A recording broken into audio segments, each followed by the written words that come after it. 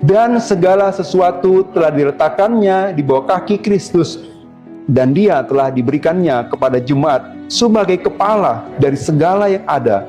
Jemaat yang adalah tubuhnya, yaitu kepenuhan dia yang memenuhi semua dan segala sesuatu. Jemaat yang adalah tubuhnya, tubuh Tuhan Yesus yang ada di dunia, yang hadir di dunia.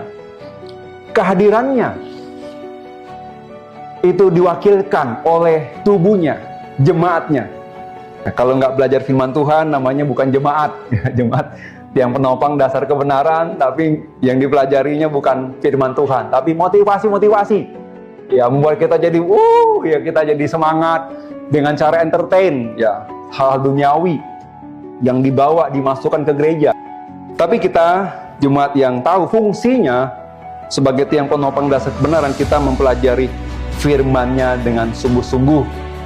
Bagaimana dunia bisa mengenal Tuhan Yesus, mengenal keselamatan yang diberikan oleh Tuhan Yesus.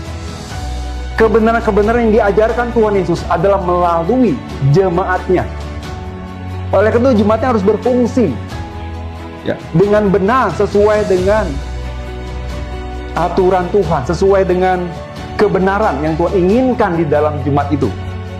Kita meyakini bahwa Tuhan Yesus adalah Allah sejati, turun ke dunia mengenakan tubuh manusia, sehingga dia juga manusia sejati. Allah itu Esa, satu, yang hadir, yang eksis dalam 3 pribadi. Nah, kalau bicara Allah, itu bicara sesuatu yang di luar manusia, artinya di luar batas kemampuan manusia, di mana dia nggak bisa dikenal. Dia pribadi yang jauh, yang kita nggak bisa tahu tentang dia. Dia bukan bicara materi, bukan bicara yang bisa kita lihat gitu. Dia nggak dibatasi apapun. Dia di luar waktu, di luar dunia ciptaan. Tetapi dia mau memperkenalkan dirinya kepada kita, kepada berinteraksi dengan manusia, dengan dunia ciptaan, tampil dalam 3 pribadi yang masing-masing punya kehendaknya. Ada kehendak Tuhan Yesus, ada kehendak Bapa di sorga gitu.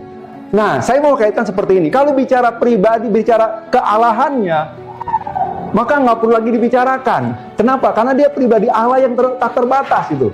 Dia layak disembah, dia layak dimuliakan.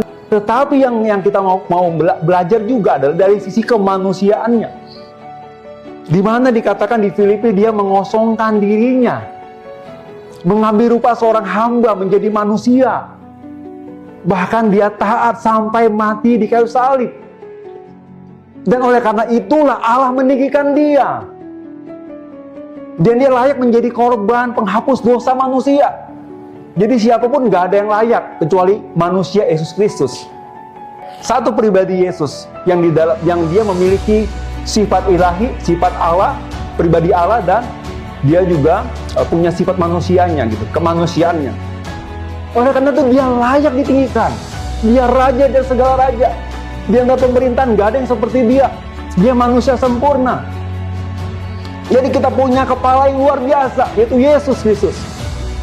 Dengan membangkitkan dia dari antara orang mati dan mendudukkan dia di sebelah kanannya di sorga. Posisinya gitu, sama dengan Bapa posisinya. Kepala jemaat ini luar biasa pribadinya. Bukan hanya dia hebat, tetapi dia juga memberikan nyawanya bagi kita. Dan dia memberikan nyawanya juga bagi jemaatnya, bagi orang yang sudah percaya. Ya, dia mati untuk semua orang gitu. Untuk seluruh dunia dia mati. Tapi secara khusus bagi orang percaya yang mengakuinya. Begitu luar biasa penderitaannya. Dia itu bukti kasihnya dia. Sungguh-sungguh kita mengakui dia mengasihi kita. Oleh karena itu kita setia kepadanya.